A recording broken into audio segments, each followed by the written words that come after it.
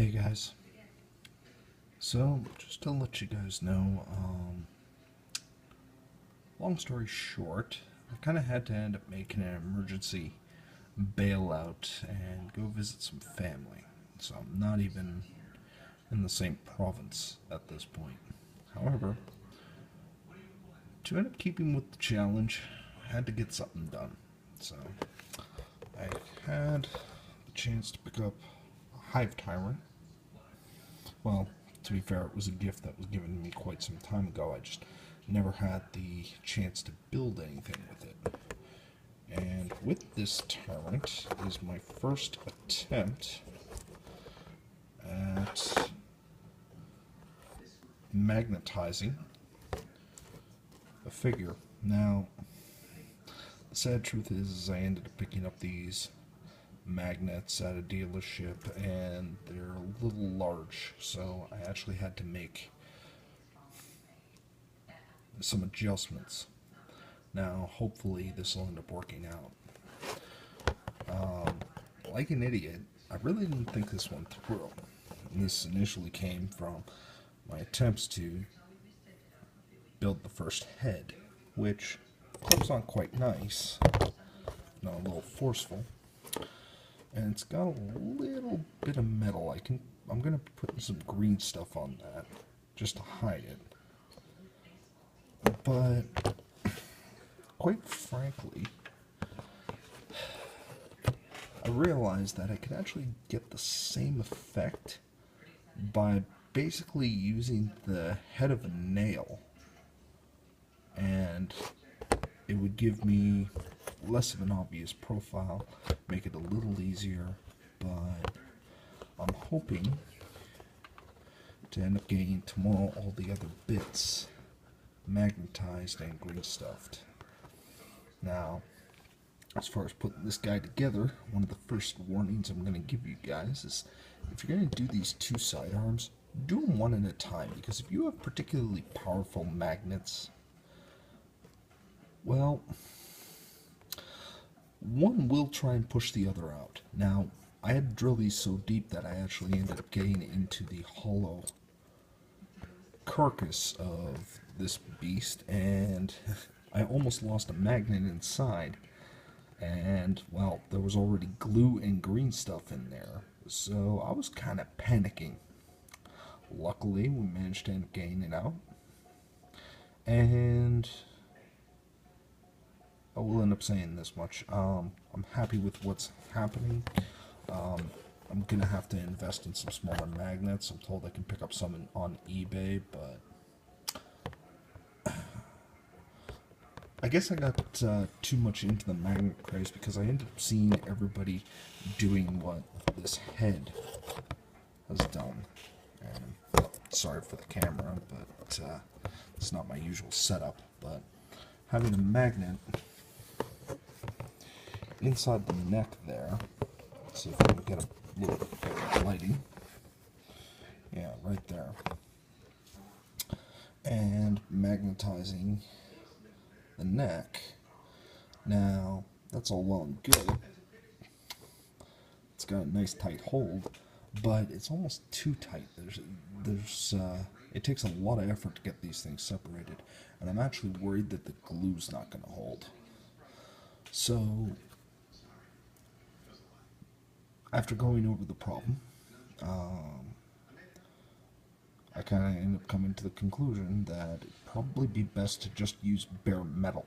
This way I don't have to worry about which way the magnet's going.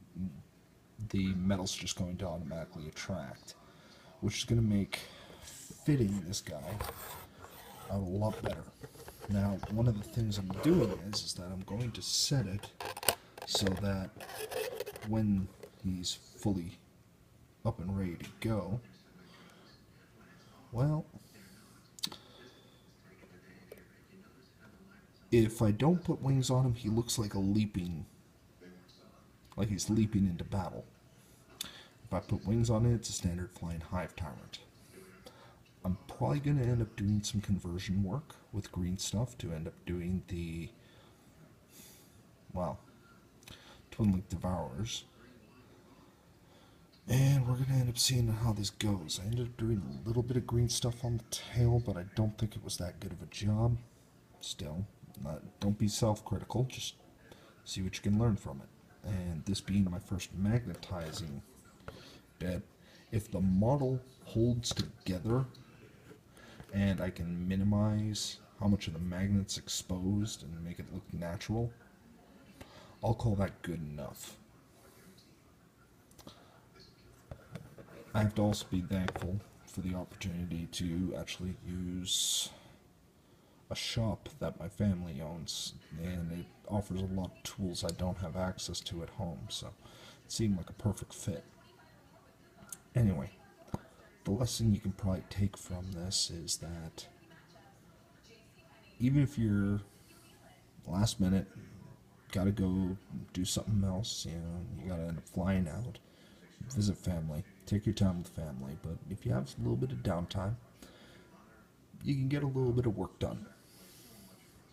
And that could be as simple as tossing a few primed models into a Tupperware container with a brush and a few of your paints.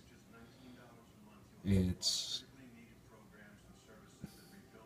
it's just finding the time.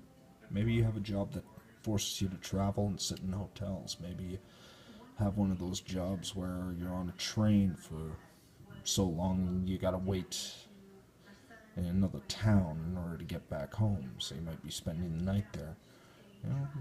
Take a half hour. You can find those little times just if you really want to get this done. Now, I'm not saying go all psychotic like I basically did and said, hey, I'm going to bring a kit and I'm just going to build that. In which case, actually, I didn't bring one kit, I brought two. I also brought a box of termagants. I'm not sure if I'll get to those.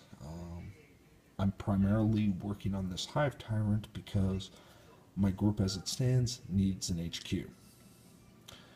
And I think it would be fun to play around between, your standard Flyrant and Swarmlord.